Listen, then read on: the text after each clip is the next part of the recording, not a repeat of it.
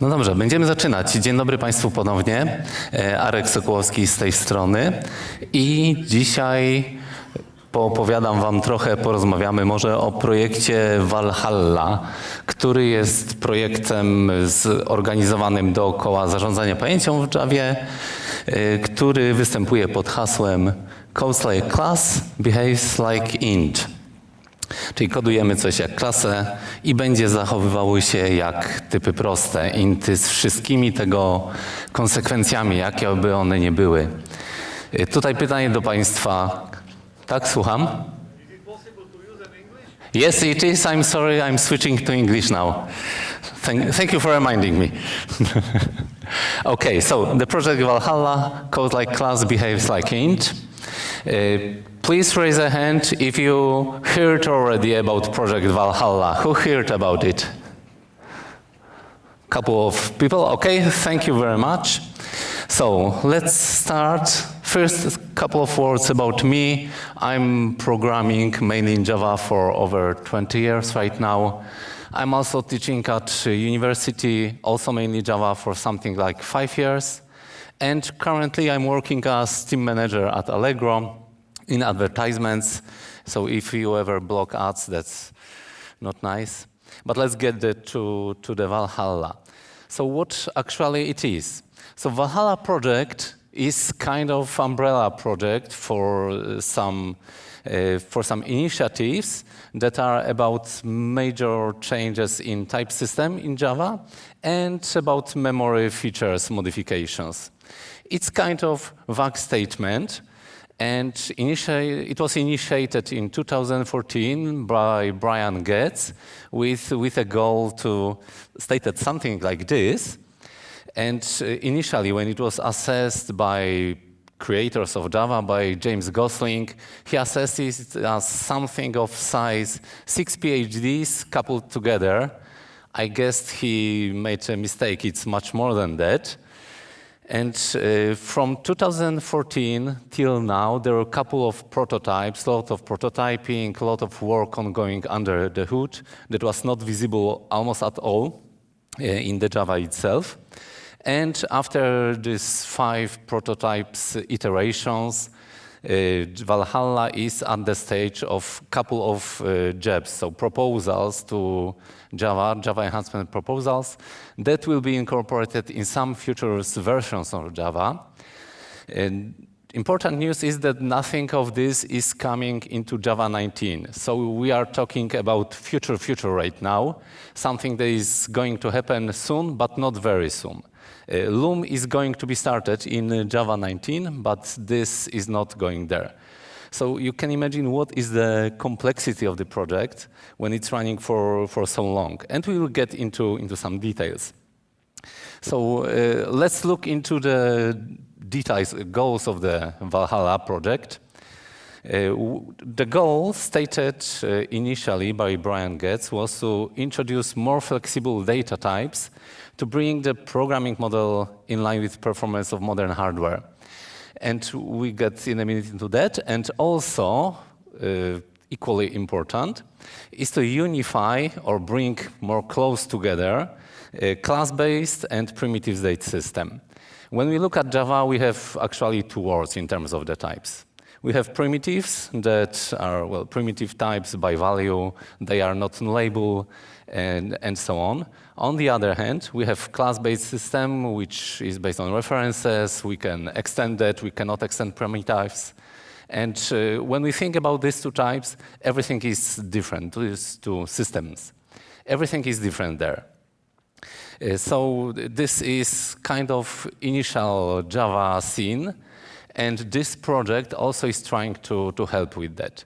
And when we think about generics, again, we have this applicable for classes, but that's nothing to do with this for primitives. And one of the goals is also to somehow approach this, somehow trying to resolve that. So with the modern computing, when Java was designed initially in 90s, processors were quite different than they are today. Today we have, this is just overview of the latencies. level order of magnitude, how much it costs in terms of time to get to the cache of L1, L2 levels. And the cache size is right now of the size of the full RAM memory that was back in 90s. And the difference between getting to the main memory and missing the cache in 90s was more cheaper than it is right now. So having that in mind, when in 90s Java was designed, this is the model that was proposed. And this model works till now. So we have Java stack or multiple stacks where we put all the variables, primitive types, primitive values, methods, invocations, references, and references to the heap. And we have all the heap, which is, I guess, well presented over here, all the mess which is over there. We have all the objects in this memory spread here and there. Different garbage collectors manage that differently, but the point is that we never know if this is aligned in the memory or not. And this alignment is important because when we have caches, what is best mapped into cache? The best mapping into cache that we have right now is primitive arrays. When we have primitives and we have an array, it's in the continuous space in the memory. And it's easy translatable to the cache. But when we have something like this, these objects are everywhere. So misses happening very often, and the performance is degrading only because of that. So when we have primitives, again, this is the difference between these two type systems. In the heap memory, simple types are stored directly. This is actually the values. Everything in Java, every data can be reduced and is reduced somewhere to the primitive type. When we have a string, it's being reduced to chars because it's in a char array somewhere there. And when we get to more complex types, to reference types, the layout of array looks like this. So we do not store values in the array. What do we store are, again, references to objects. And these objects have all their overheads, so references spread around all the memory here and there, and additional header everywhere. So it takes more space and is not aligned together, so reading is expensive. So what we would like to achieve, what was the goal of Valhalla? With Valhalla project, we want to get from this to something like this. So we want to first flatten this layout in the memory, so it's easier to navigate. And also we want to make it more dense by reducing the header overhead. It's not very significant, it's just 2 words in terms of CPU words, but still, if we look at the size of the data, when we have integer x, integer y, it's relatively expensive. And the same when we think about this mess, getting to something like this, we've got this point class with x, y, and imagine line class with start and the end. So right now we can only do the references. And we would like to move to more flat world when we know that these are properties of the points, some attributes of the points, but they are flat. And reading, aligning is much easier.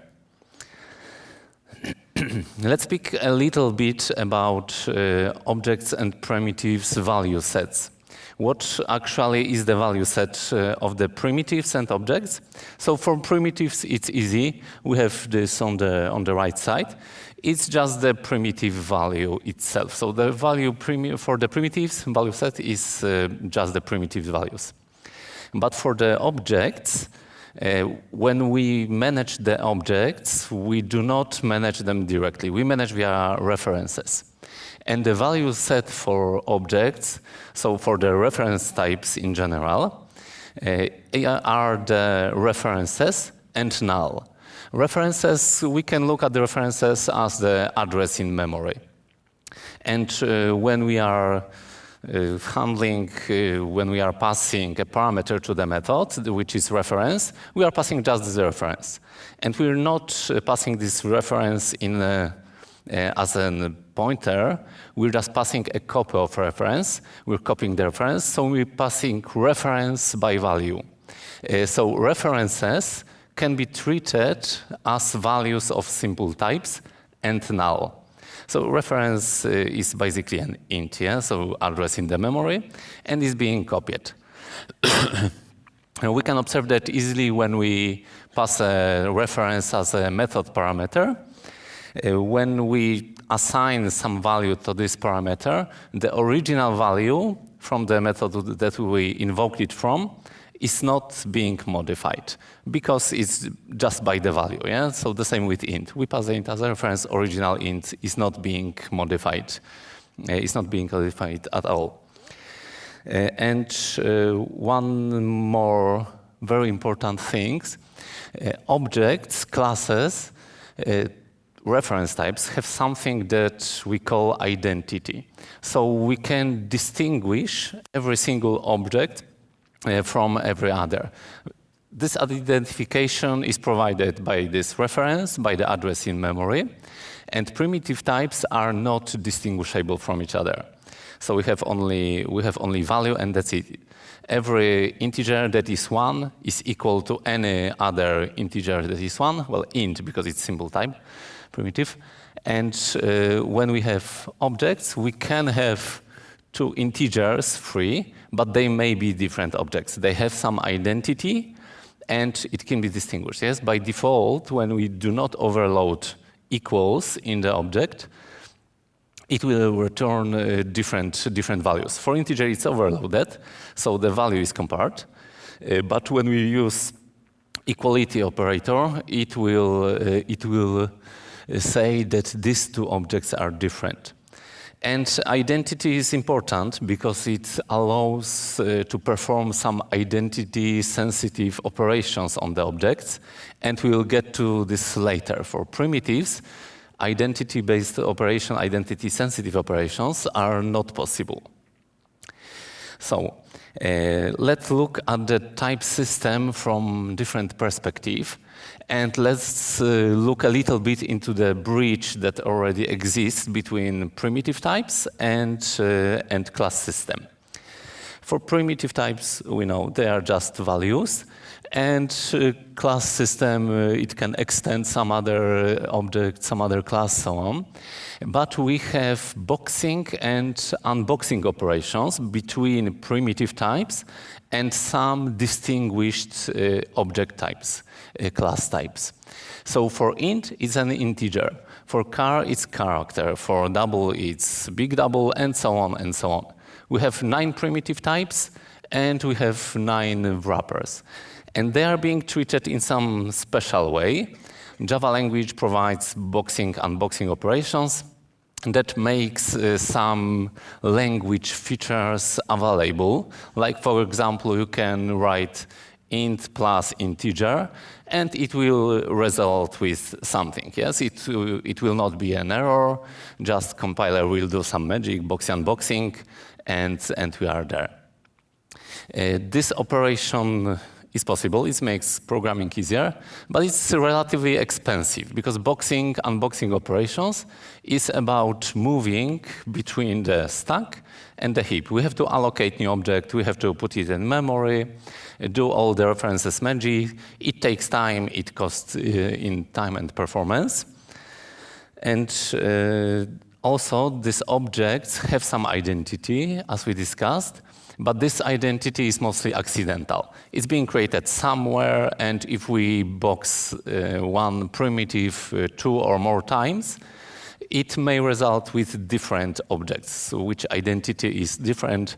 We can do synchronization on boxed object, and if we do it accidentally, we may end up with messed up synchronization. Okay, so let's wrap up current state a little bit. Types are divided into primitive and reference types. two different types of types in Java world. Below is some kind of the definition, what are the reference types or classes, interfaces, and so on. We know that primitives have corresponding wrapper, which is a reference type, and there is a boxing-unboxing relationship, conversion actually, between these types and wrappers. The value set of primitives does not have null. They have some default value, 0 for int and false for boolean and so on, but it's never null. Reference types have this nullability.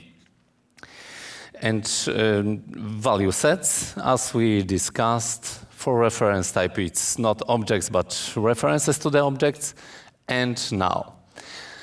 And about objects, they have identity, so we can distinguish every object from another. And boxing types have some identity, but this is accidental, purely accidental. So how from this word we can get to something like this over here, when we have all the differences, all the JVM is written in a way that these two things are separate. Only boxing unboxing somehow is putting it together. And as we speak about Java, where backward compatibility is relatively important, how to make it work together without breaking too much of the backward compatibility. And this path, getting to that state, is something we may call path to Valhalla, that will lead us all to this Valhalla state, and we'll be all happy when we get there. So there is a couple of jobs right now, and one of them brings in something that is value classes. It can be value record. It will be much simpler to define, similar to value class. Value is additional keyword that we can put before the class keyword, and additional keyword identity also will be introduced. That will indicate that the class is simply identity class, so as all the classes that we are used to right now. Identity identifier is optional. It's implicitly set for all the classes when we do not specify value. So what is the characteristic of this value class? First of all, it does not have an identity. So we cannot distinguish the instances of point between each other if these instances has the same value of the fields. The only identity it has is like within int, the value of the fields. So as long as the fields are equal, objects are considered to be equal.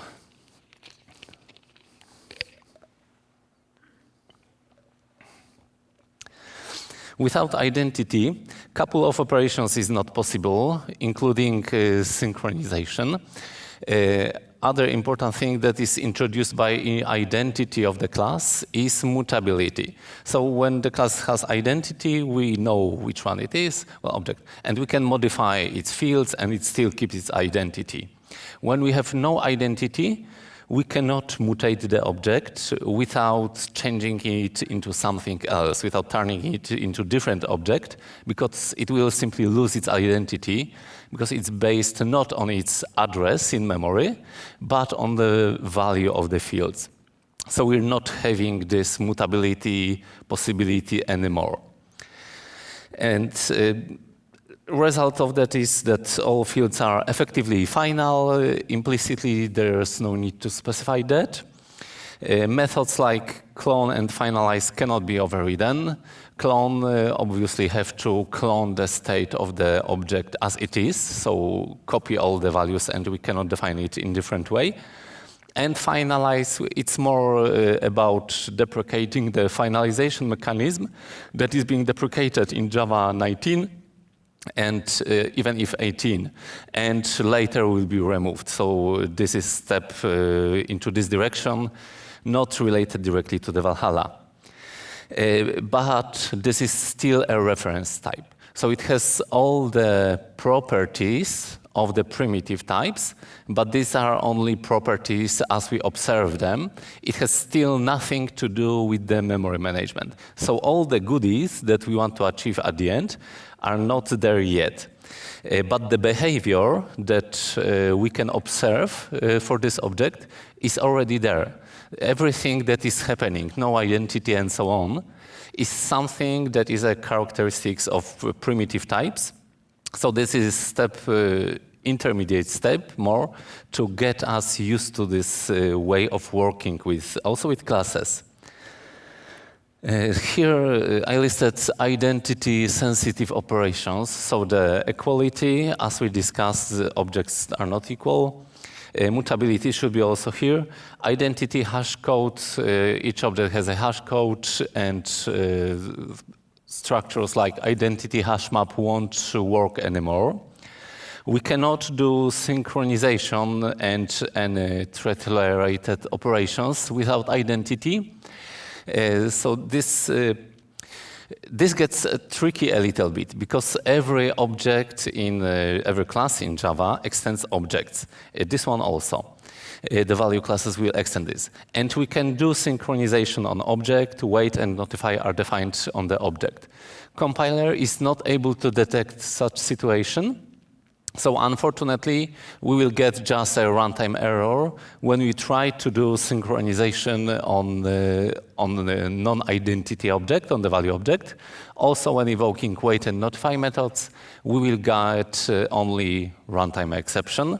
Maybe some IDs will help with detecting such situations, so on, but still this is remaining in the runtime. This compromise that was unfortunately necessary due to how the objects are organized. There were different attempts, like putting interfaces or something like that, but none of this worked. Nothing could bring it out from the runtime to compile time. So we need to know that. And also some weak and soft references management will change. Last reference to the value object may simply not exist, cannot be managed. So we have value objects. And next step, this is another job, later probably will be introduced later, is primitive classes. As you can see, the difference is very small. We have primitive keywords in front of the class, but the characteristic is changed a little bit. Everything that we discussed before still is true, but it's not reference type anymore. We have, with this primitive classes, we have restricted supertypes. We cannot extend all the classes anymore. There will be some very specific subset of classes we can extend. With primitive class, we cannot contain field of this primitive class type. We cannot define it recursively. It is possible when we do pointers and we can have null pointer, which is kind of guardian. But over here, when we do that kind of definition, you can imagine what will happen. We will just have a reference going in infinitely. So we cannot do that. And it includes all the subsystem, all the supertypes, subtypes, types. And again, clone and finalize the same. And as primitives are non-reference types, they cannot have null value. So they have to have some kind of default. And this default value will be denoted like this. X.default, this is new null for this type of the references. And and that's basically it. And we moved from the state of value classes to primitive classes that have almost all the same characteristics, only they cannot be nulled, and they can be flattened and then set into the memory. How it will be performed, it's of course up to the virtual machine implementation. We'll get to the virtual machine a little bit later. Also, there will be some kind of mechanism for automated conversion from primitive types to reference types, but we'll get into this in the moment. So these are the modifiers. Just to wrap that up, we have identity classes that are old plain Java classes that we all know and love. We have value classes that are, again, old good Java classes, but without identity. But still, it's the identity just removed kind of artificially. In terms of classes in virtual machine, it will be still the same. Similar to the records, they're just a hint for the compiler, so we as developers don't have to write so much code. And values classes are here to get us used to that kind of programming with values. And we have primitive modifier for the primitive classes, which are the end state for the primitives. So what will happen with boxing, unboxing, and this conversion between two words? Because sometimes it may be still necessary. Why we'll get to this in 2 minutes. So what is the proposal in the JEBs? Is introduction of automated reference type for each primitive type, for each primitive class. So when we define primitive class, there will be also primitive class.ref created, which is reference type for this primitive class. Similarly, like we have integer for an int, but in order not to define that explicitly, there will be implicit definition of that. And there will be some kind of boxing unboxing operation, but not like with integer and int, put into the mechanism of compiler language and so on. Just more generic one for all the classes, for all the primitive classes. Okay, we'll get how this int will translate into integer a little bit later, or maybe now, because you can see we have now two mechanisms that are very similar, point-to-point ref, int to integer. At the end, the goal is to bring primitive types as they were originally designed, so ints, char, and so on, to make it similar to primitive classes. So to unify primitives into primitive classes. And this will solve a very important problem because we do not want to have primitive classes as third type of types in Java, yes? Because when we think about it, when we bring in primitive classes, we have primitive classes that have some behavior, and we have reference types. So it gets more complex. But the goal of this is at the end to unify primitives, or maybe generalize primitives, into primitive classes. So let's have a look at the value sets, how it would look like now. We have primitives on the right side. We have point that is also a primitive, and its value set is a value. But it can be referenced by the ref, so point.ref, and we can extract this, and even more, we can automate it in some way. So when we are talking about this boxing and unboxing operations, it's being generalized into reference and value projection. So boxing is reference projection, unboxing is value projection. And the notion of the value class can be described like over here on the left side. So the ref is the notion for the boxing, val is the notion for the unboxing operation. And it's also generalized over primitives and classes. Each primitive has some reference projection that is vref. Each reference type has also its reference projection, but it's this type itself. So there is no change, no difference from what we have right now, just a new term is being introduced for that. And the same with unboxing. Reference can be unreferenced with val. This is value projection. But for primitive types, its value projections is this type itself. So again, it's just the state as we have right now. Just the definition is generalizing it. So it fits nicely into what we have right now. So we keep backward compatibility in this term.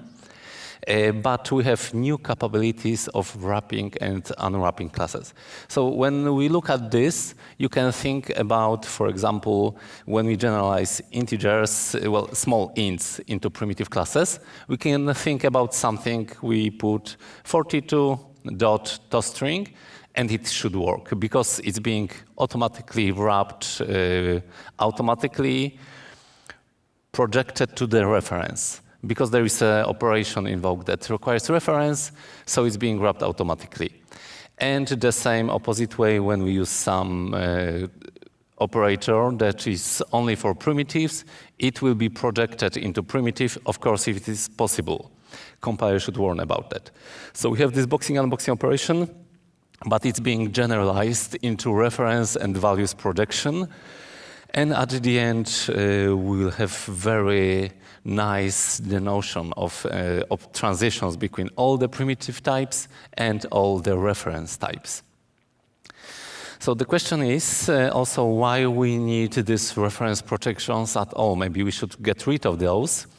The answer is that they may be useful. We may simply won't have nulls to denote some lack of the value at all. A lot of existing APIs uses null, so getting rid of null would be very hard to migrate, very hard to adopt to this version of Java, which simply get rid of these nulls. And think about methods like mapget, for example. It may return null if there is nobody there, there's no one home. So what should happen if we are working with primitive type over there, with primitive class? So the answer is for methods like this, it will be automatically converted into reference projection. Like some methods, when we put int as a parameter, they wrap it into integer or a result type. This will happen also with hash map get when we use value type, not value. A primitive class, it will be wrapped into its reference projection, and this reference projection will be returned. It may have some performance kickback because we're getting again to the references word, but we're remaining the API compatibility, which for the time being is much more important. Later, we may think about getting rid of that, modifying APIs, and so on.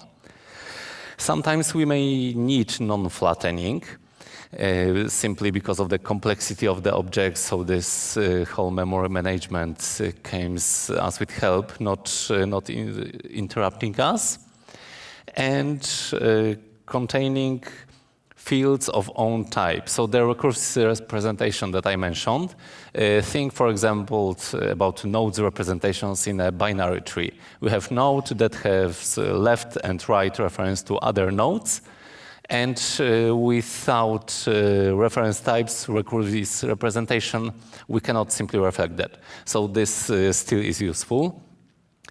Generics. We didn't get into generics at all yet. We'll get into that in a minute. But for the time being, when we think about generics, they work only on reference types. So using automated wrapping will make all the generics word available for primitive types, just like that, without any modification. And also it may happen that there is non-sensible zero value for a primitive type. When we think about rational number, we have two fields. One of them is we have to divide by this field. If it would be zero, it simply makes no sense. So we have to have some possibility to have some different default, and references can address that with having null. Okay, let's get to generic programming. So, as we mentioned, only generic types can be generalized right now. And the transition to the generics is also by reference projections currently. Primitive types require some kind of special methods, and we'll get to these methods in a minute. And a very important property of Java generic systems is that the information about type is being erased during compilation. So in the runtime, we have no idea what is the type of the object. We know there is only object. And it was introduced in Java 5, and it was addressing also backward compatibility issues. So we have the state as we have. Types are being erased. Of course, advantage is that it's safe space. We do not specialize generics in runtime, so it occupies less space. But the problem is we don't know what the type it is really. So with generic programming, we have 3 strategies of algorithm generalization. We can do manual specialization per type. And you all know these things with int stream, double stream, char stream, so on. This is the kind of the operations I'm talking about. Or functions, int to long, so on. You know that, yeah? And it's really messy, and there's a lot of that. We can also address that with subtype polymorphism. And this is simply we have object, something extends objects. We allow the operation to be executed, performed over the object, so everything that extends can be used. And we have parametric polymorphism, so the generics itself. A good example is binary search in Java.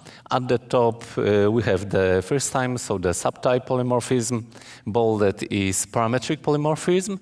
And below, we have whole list of the handwritten methods that are usually copy-paste from each other, just with type changed. So this is one of these original Java scenes.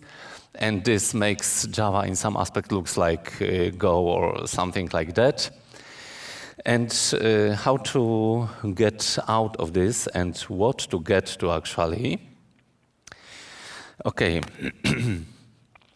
So for reference types, these types are generalized and the type is erased, and this will remain as it is. There will be no change in this.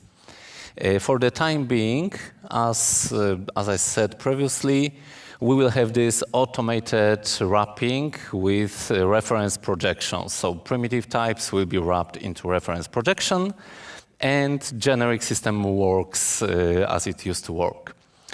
But in the future, the next step would be to create possibility to create specialized generic classes for primitive types. For primitive types, when you think about it, we cannot do simply erasure of the type, because in the runtime, we do not have any abstract denotion like reference and place space in the memory with identity when it's being held. But we have value only. So to be able to manage, to be able to manipulate these values, we need to know what actually is the class of the value, what is the type of the value in the runtime. So the only possibility is to bring in specialized generics, something that is happening in C++, similar mechanism. Generation of the specific class with generalized over specific type that we are handling right now. And this is different language mechanism, actually different compiler mechanisms and different runtime mechanism, but within the language itself, it will remain the same. Yeah? We can still think about using this second line and also first line actually, also for objects that are primitive type.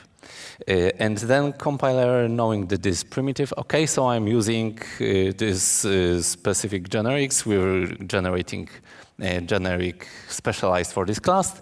And for reference types, okay, we still go as we used to go before that. So that's what will happen with generics, and still first all the stories with primitive types have to happen. Then Valhalla project may get to this state to generate classes, specialized generics for primitives. Okay, let's get to JVM implications, and these are implications, modifications only for definition. We'll be not discussing all the details in the memory and in the memory management that will be happening over there.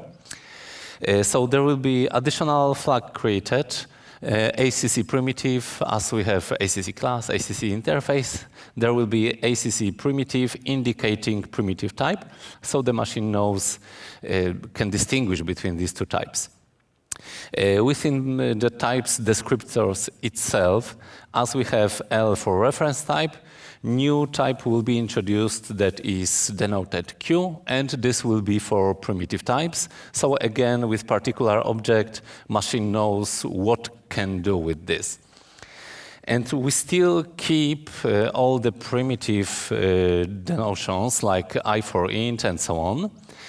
But at some point, possibly, it's not decided yet, the discussions are ongoing, it may evolve into Q java/lang/int that will be used instead of simply I. Of course, both has pros and cons. The I is shorter, everyone knows that. It's simpler to manipulate and shorter to read. But this brings generalization, and everything is handled the same way. So we will get to the solution, Valhalla, we get into the solution in some time, I think. There will be two new bytecodes defined. So default value is creating new instance of primitive class with default values, and it's similar to the new bytecode operation within the reference world.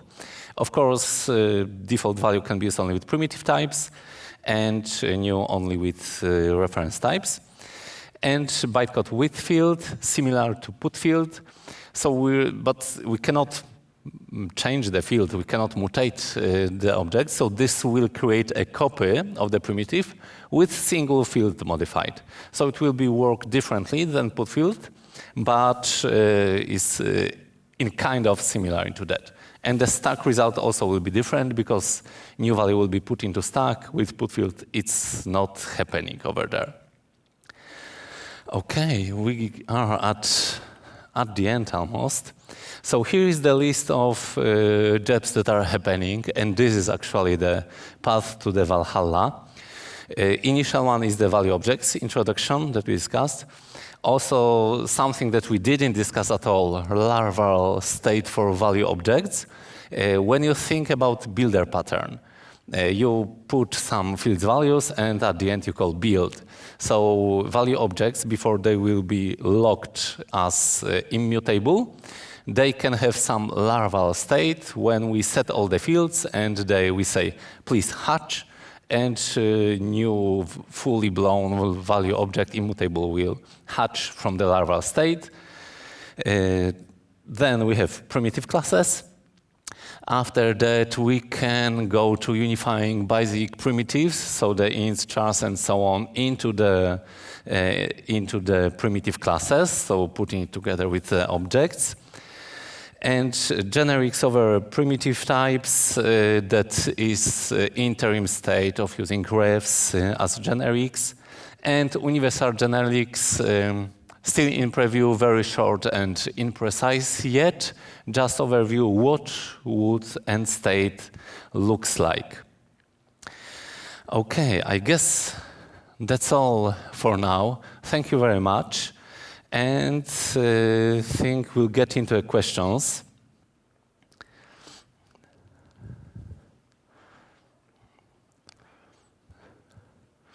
Just a minute.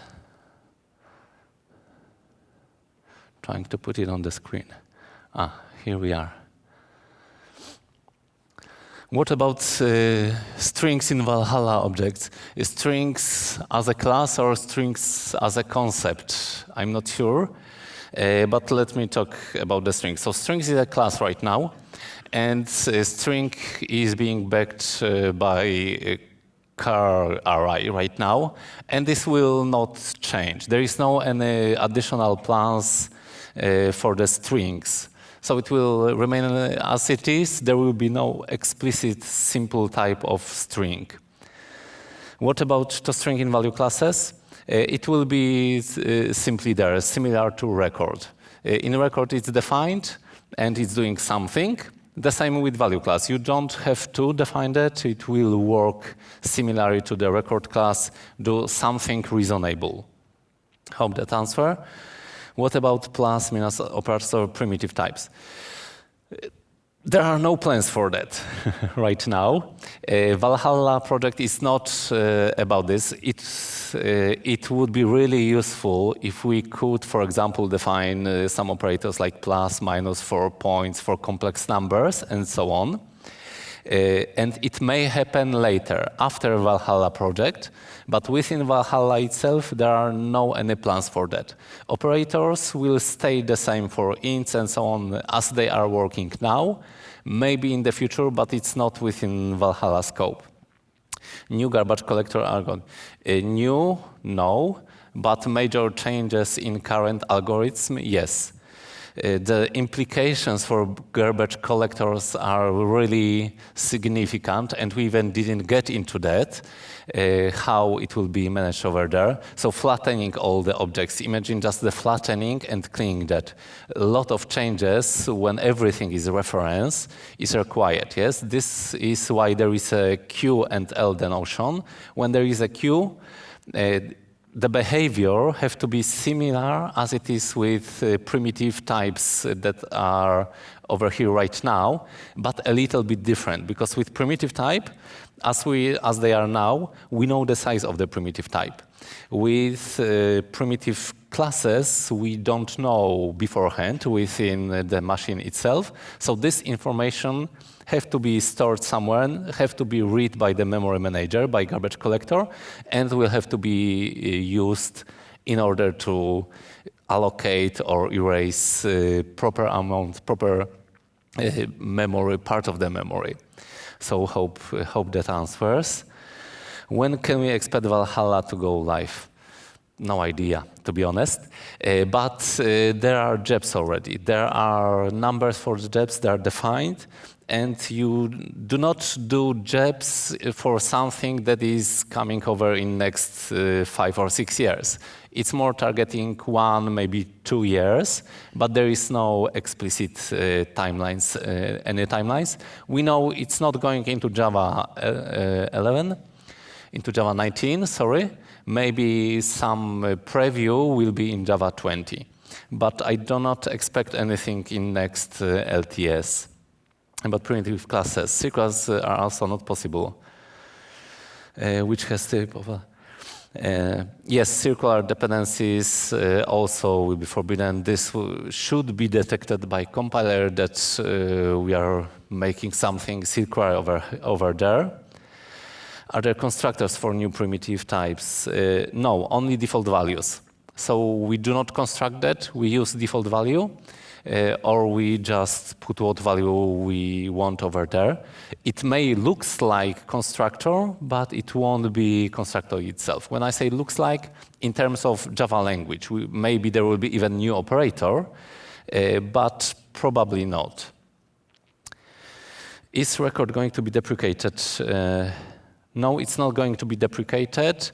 Record is just syntactic sugar for identity classes. That puts something that I guess you know from Lombok, yes? So what Lombok called value classes. But the record still has an identity. We can have value record, which is record without identity, but these two things, these two records versus classes and value versus identity, are not going together. They are orthogonal to each other. Is default value definable? And I think it's about if we bring new primitive class, if we can define some default value for it. No plans for that, so default value is derived from the default value of primitive types that are somewhere in the end of the whole structure. Because we can think about complex structure that contains other primitive types inside, so it may be very complex, but at the end there are old primitives that have some default values, and this will be only these default values. What about changing equals implementation for sorting, etc.? Not sure if I understand the questions. Equals in identity classes or within value classes? But sorting within primitives will be working with equals operator, because it works on the values only. So it will be work like an int, exactly as an int with all the consequences.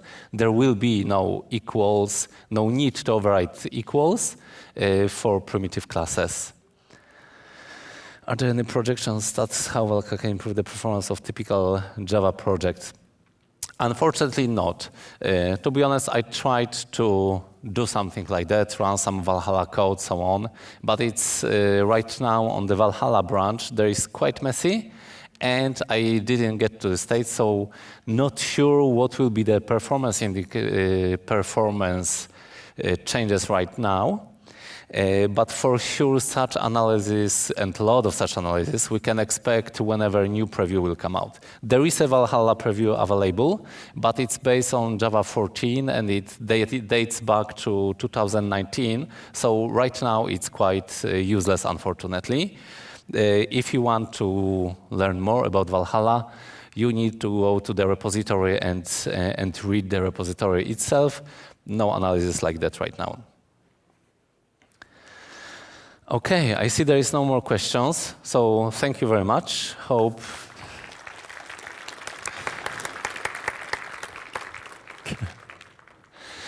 you know your road to Valhalla right now. It still has a lot of bumps and a lot of giants on the way, but we will get there eventually. Thank you again.